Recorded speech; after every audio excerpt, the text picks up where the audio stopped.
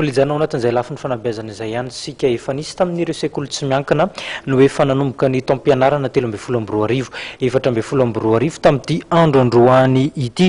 Matetika ny andro voalohany toy izao dia andro natao hifankafantarana amin'ny ankapobeny eo ihany koa ny fankazarana ireo ankizy samy mpianatra. Santionany amin'ireo sekoly efa nisokatra tamin'ity andro androany ity ary ny taom-pianarana ny tetsy amin'ny sekoly Lutin tetsy Ankadifotsy.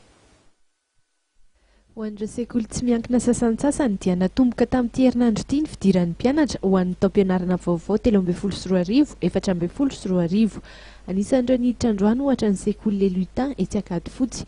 Amin'izao fiandohan'ny taom-pianarana izao indrindra moa dia tsy maintsy mifankazatra amin'ny kilasy vaovao ireo mpianatra ary koa miresaka amin'ireo mpampianatra vaovao amin'ny fiatrehana ny taom-pianarana vaovao. Raha ho an'ny sekoly Lutin Ankadifotsy manokana dia manomboka hatramin'ny kilasy kely indrindra hatramin'ny kolejy 3e ireo ankizy izay be azonao. Nahafinaritra ny vokam-panadinana raha nambaran'ireo mpampianatra. Kasika ny vokam-panadinana zany teto amin'ny Lutin ny CEPE zany dia afaka zato isan-jato ilay ankizy zany.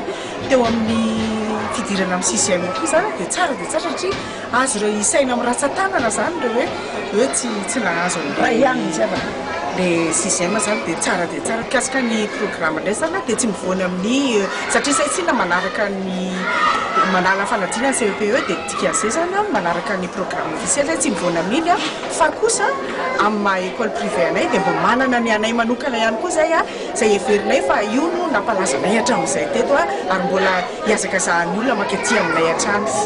Ireto ankizy avy amin'ny petite section moa no nisatatra ny fidirana ao amin'ny androany raha toa ka raha ampitso kosa ny fidirana ireo lehibe ao amin'ny premier cycle. Amin'izao fandehanana an-tsekoly voalohany izao ihany koa dia tsy vitsy ireo ray aman-dreny no tonga nanotrina ireo zanany. Noho ny faminampin'ireo ray aman-dreny toy izao ihany koa hiatrany ireo mpampianatra ny mahatonga ireo ankizy mahazo vokatra tsara mandritra ny taom-pianarana. Ny sekoly Lutin moa dia sekoly miofana amin'ny fiteny frantsay ihany koa na dia manaraka ny fandaharam-potoana ofisialy amin'ny fanabeazana azy izy ireo.